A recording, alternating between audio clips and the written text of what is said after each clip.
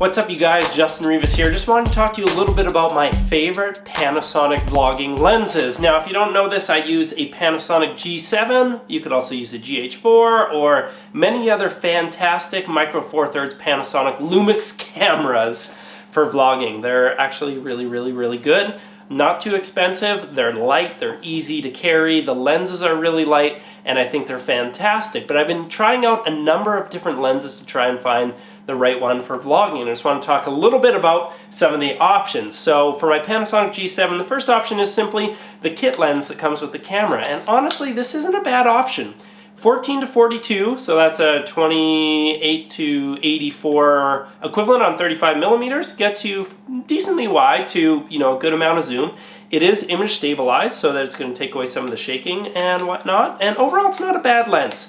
Comes with the camera, inexpensive, you're not really paying anything more to get it. The only downfalls is it doesn't focus quite as fast as maybe some more expensive lenses, and it doesn't get quite as wide as maybe you'd like for vlogging. But when you're starting out, if you can't make this work, then you got bigger issues. Anyway, you can make this work. I promise you can make this work. I did episodes 7 through close to 20, I think. Like 7 through 20, so about 14 or 15 episodes with this, and I was fine with it. But then I got to borrow this. This is the Panasonic 12 to 35 millimeter 2.8. This is a really nice piece of glass. And I use this from about, I think, 22 or 23 all the way through almost episode 70, I believe. So I did a lot of vlogs with this, and I was really happy with this lens. It has the Power OIS, that's the Power Optical Image Stabilization, that takes out a lot of the shaking. It's better than the Mega OIS that's in this. And this is just a really nice piece of glass. Being able to do 2.8 aperture means that it's going to work better in lower lights, or if you want to be able to blur that background a little bit more for, a little more cinematic or dramatic effect, this works really well. Now this lens is expensive, it's more than the G7 itself, but investing in good glass is always a really good idea, and I've been very fortunate to have borrowed this, and I would say this is one of the best vlogging lenses out there, with the caveat that it doesn't go super wide. 12 millimeters on micro four thirds is equivalent to 24 millimeters, and that's decent, but it's not super crazy wide.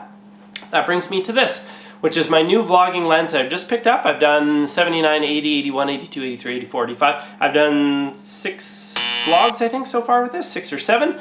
And this is a 7 to 14 f4 from Panasonic. And this goes super wide. That's 14 millimeter equivalent. That's like 114 degrees field of view, which is like really wide, and gives a really dramatic perspective. It's maybe almost like a GoPro in how wide it is, but the quality is going to be way better than a GoPro. Being constant f4 means that it does pretty well in low light. Not quite as good as this guy, but still very good. And I bought this. Before this I had the Olympus 9 to 18 millimeter, which is less money and lighter. It is 4 to 5/6, so it doesn't let in quite as much light, but pretty close. Neither of them are image stabilized, and the Olympus was, a good chunk cheaper. Didn't go quite as wide, but zoomed a little bit further. But I had to return it because the focus in it just wasn't very good, and it hunted for focus a lot. Part of that is that Panasonic on their newer cameras has this depth from defocus technology where it can calculate focus a lot quicker, but it only works with Panasonic lenses, and I didn't know that when I bought the Olympus, so I ended up selling it and spending a little bit more money on this guy, and so far this thing has been fantastic. Again, if you want to see this lens in action, go watch 79 through 85. 79 is maybe a good one because I start off the vlog with this 12 to 35, and then I finish the vlog with this 7 to 14 because it ended up coming in the mail. And I've done a good chunk of it now. We were in Vegas, and there was lots of scenes in kind of low light and casinos and things, and the focus on it did quite well. And so I am very happy with this. Only other real options for vlogging, I would say, is Olympus has a 7 to 14 f2.8, so it's going to be even better in low light, but it's a much bigger piece of glass, so it is heavier. This weighs less than a pound, 300 grams, or I think around 11 ounces, so it's really light for what it is. I mean, not quite as light as the kit lens, but this has like 14 different glass elements, I think, in it, so it's a really high quality lens, and so I'm really happy with that. But those are kind of the good options. You can get a prime. I think there's like a 12mm prime or a 14mm prime from Panasonic. And that's going to be okay, but you get no zooming capabilities out of that. And that's still not really wide, but it would definitely work better than the kit lens because it's going to be faster glass, meaning I think it's like a 2.8 or maybe even a 1.7 aperture. And so it's going to let in a lot more light and help you blur out the background. But I would say those are kind of your vlogging lens options, all those ones that I've talked about. For me, I'm going to keep rocking the 7-14.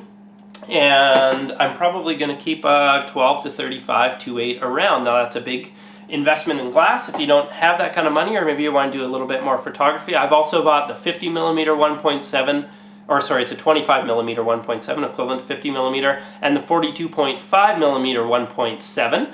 It's 85mm equivalent. Those are fantastic for photography, and if you're a little bit more a filmmaker as well, those are going to give you some really cool shots, and those lenses aren't that expensive, and so some really great options for vlogging. Anyway, if you have any questions at all, be sure to leave me a comment. You can check out lots of my vlogs. Again, kit lens was from 7 through about 20. Before that was a Nikon I tried out, hated it. And then from maybe 22, for sure 24 on through 70, I believe, is the 12-35. And then there's a couple in the 70s where I tried that Olympus 9-18mm, went back to the 12-35, and then 79 onward have been with this 7-14. Check it out for some real world footage. That's it for me. Thanks for watching.